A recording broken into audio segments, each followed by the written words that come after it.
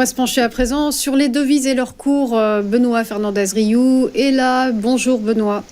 Bonjour Roselyne. Vous êtes consultant spécialiste du Forex et auteur de Marché en aparté. On va d'abord évoquer l'euro-dollar. L'euro qui est terrassé par le billet vert au plus bas depuis 2 ans face au dollar. Donc la devise unique européenne a reculé jusqu'à 1,0335 vendredi dernier.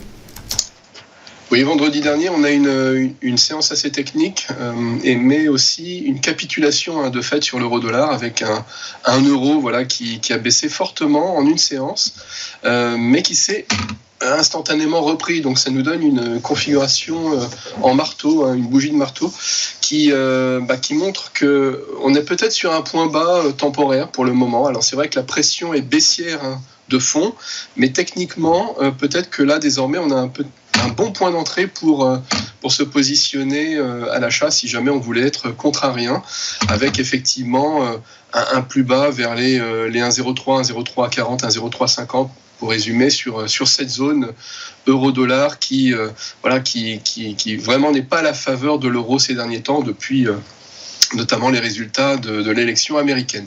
Donc on a des flux sur la zone américaine.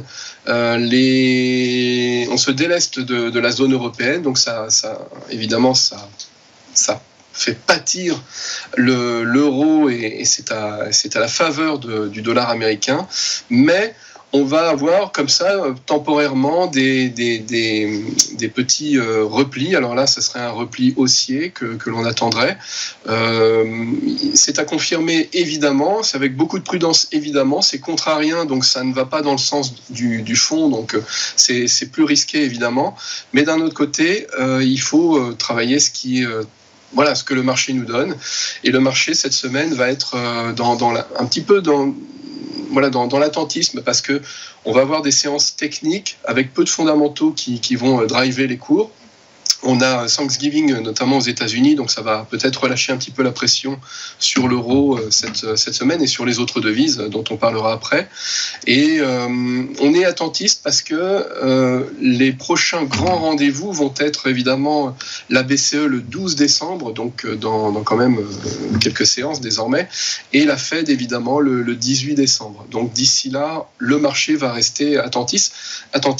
Et peut-être qu'on va avoir une latéralisation, si on zoomait en arrière, et donc en daily, peut-être des achats à bon compte sur les 1,03, 1,04. Là, au moment où on parle, on est à 1,0450, et on pourrait finalement revenir tester la zone des 1,06, qui est la zone de résistance désormais du terrain de jeu. Donc en gros, 1,0350, 1,0340 en point bas et 1,06 en point haut, avec une latéralisation possible pour les séances à venir, puisqu'on attend peu de catalyseurs sur les fondamentaux, même si on a le PCE cette semaine. Mais comme je vous le disais, les opérateurs aux États-Unis vont pas vraiment être présents. Le Trump Trade, ça y est, il est fait. Donc on risque d'avoir ce fameux point bas au 1,0340. On en reparlera évidemment, mais pour l'instant, moi c'est ce que je vise, c'est ce que je pense.